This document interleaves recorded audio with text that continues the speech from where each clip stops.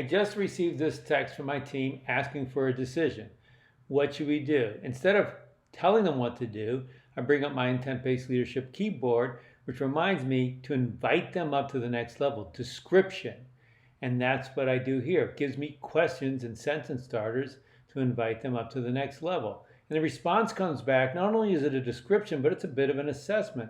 So now I can go to level 4. Hey, what would they want permission to do?